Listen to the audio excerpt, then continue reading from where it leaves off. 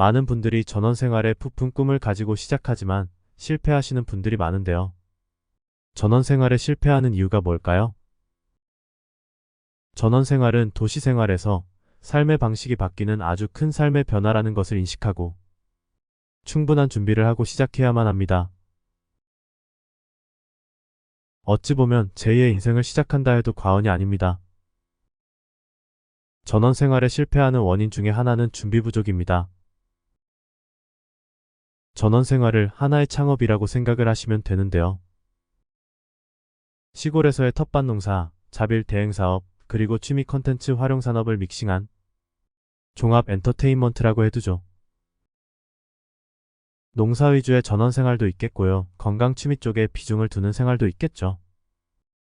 어떤 생활이든지 전원생활이라는 사업에 성공하기 위해서는 정확한 시장 조사와 구체적이고 치열한 아이템 구상이 필요합니다.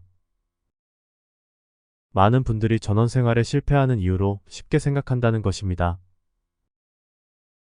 부모님 고향이라서, 내가 태어나서 자란 곳이었으니까, 우리 친인척이 살고 있거나 내가 아는 친한 사람이 있는 곳이어서 등등, 시골에 적응하는데 별 무리가 없을 거라고들 생각하시고 시작을 합니다. 하지만 첫째는 도시에 몇십 년씩 적응되어 있는 도시문화, 생활습관, 그리고 육체의 기능 모두 시골 생활을 위해 변화하고 싹 갈아엎어야만 하는 것들입니다. 나는 자연인이다라는 TV 프로그램을 보고 나도 시골로 들어가 이쁜 집을 짓고 여유로운 삶을 살고 싶다는 생각들 많이들 하십니다. 까짓거 적어도 한 달에 2-3번은 등산이나 캠핑을 해도 재미나고 육체적으로도 문제없고 집안일도 어느 정도 하는 편이고 뭐 문제 있겠나 싶습니다. 하지만 취미생활로서 어쩌다 2-3번씩 즐기는 것과 그곳에 정착해 살아가는 것과는 이야기 자체가 다릅니다. 전원생활은 말 그대로 생활입니다. 전원생활 중에 제일 아쉬운 것 중에 하나인 주변에 음식점이 없고 음식 배달도 안 되는 곳이 태반일 것입니다. 자장면 한 그릇, 삼겹살에 소주 한 잔 생각날 때 30분 이상 차를 타고 나가야 된다면 식당까지 가기는 어려울 겁니다. 캠핑을 가서 삼겹살 먹고 라면을 끓여 먹는 것은 재미있고 즐겁지만 삼시세끼를 매번 내가 해서 먹기는 쉽지 않을 것입니다. 먹는 것뿐만이 아닙니다. 누가 청소해 주나요? 누가 마당 치워주나요? 눈 오면 누가 치워요? 등등 생각하시는 것 이상으로 여러 잡일들 아주 많아요. 손 하나 까닥하지 않고 도시 생활하셨던 분들은 아예 시작도 마세요. 작은 일들이라도 배워가면서 시골 생활에 익숙해져야 합니다. 전원 생활을 잘 해내기 위해서는 부지런한 육체 노동이 필요합니다. 목재 데크가 이쁘게 설치되어 있다면 오일 스테인을 발라야 하고 이쁜 잔디밭은 여름에 잔디깎기를 매주 돌리는 수고로움이 필요합니다. 세월에 조금씩 부서지는 집은 내 손으로 직접 고쳐야 합니다. 텃밭에 작은 농사라도 퇴비를 넣어주고 땅을 파고 물주고 수확하는 데에도 많은 힘이 들어갑니다. 시골 생활에서는 육체 노동의 결과로서 행복감을 느끼고 즐거움 찾는 삶을 살아가는 겁니다. 그리고 중요한 또 하나가 있는데요. 취미 등 노는 컨텐츠를 생각해 놓지 않고 전원생활을 시작하시면 어찌 될까요? 전원생활은 바쁠 때는 무지 바빠도 한가할 때는 엄청 한가합니다. 우리네님들은 젊었을 때부터 은퇴할 때까지 성공을 위해 앞만 보고 열심히 뛰어왔습니다. 노는 방법을 알지 못해요. 놀아본 적이 없어요. 그저 일 끝나면 술 한 잔에 시름을 날려버린다나 어쩐다나 그러면서 살아왔습니다. 그래서인지 정작 시간과 공간이 주어져도 놀 줄 모르는 사람이 많습니다. 소파에 누워 TV 리모컨만 돌리고 있을 확률 100%입니다.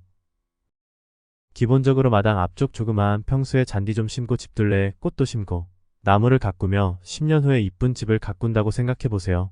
집이 이쁘면 내 마음도 이뻐지고요. 이웃들도 우리 집에 오게 됩니다. 아들, 손자는 말할 것도 없지요.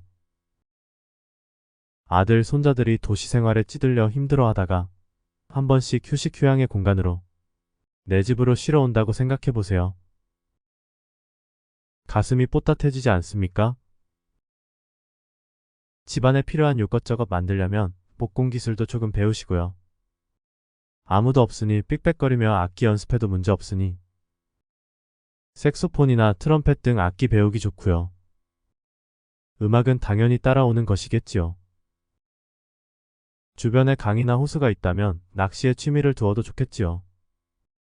함께 귀촌 귀농한 도시분들이 보통은 주위에 몇 명씩은 있더라고요. 그분들과 함께 집안에 탁구대 하나 사다가 놓고 탁구들 많이들 치시더라고요.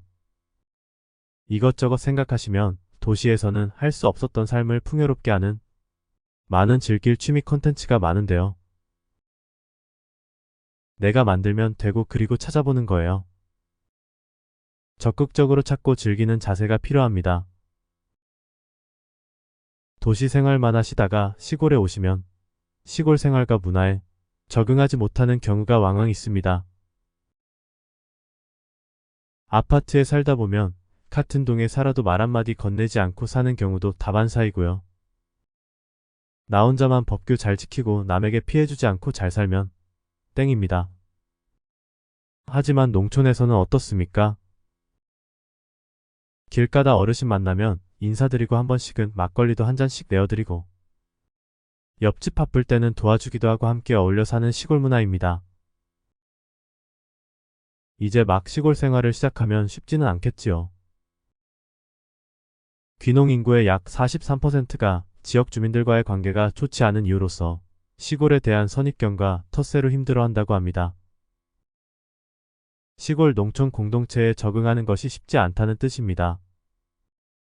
귀농인이나 농촌 공동체 한쪽에 일방적으로 문제가 있다기보다는 이질적인 문화에 적응하는 시간이 짧아서일 겁니다.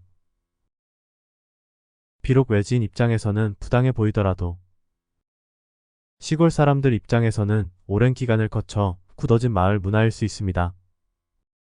귀농 선배님들의 조언을 들어보면 일단은 순응하되 꼭 바꿔야 하는 합당치 못한 문화나 규칙 같은 것이 있다면 시골 주민들의 마음을 얻는 일부터 시작해 조금씩 개선해 나가라고 합니다. 마을 주민과 잘 어우러진 다음에 합리적이지 못한 것들을 조금씩 개선하는 것이 최선 아니겠습니까? 오늘은 여기까지입니다. 전원 생활을 준비하시는 우리네님들, 시작하시기 전에 많은 준비들 하셔서 실패하지 않는 즐겁고 행복한 전원 생활이 되시기를 기원합니다. 저는 더 좋은 영상으로 다시 찾아뵙겠습니다. 건강하시고 행복하세요.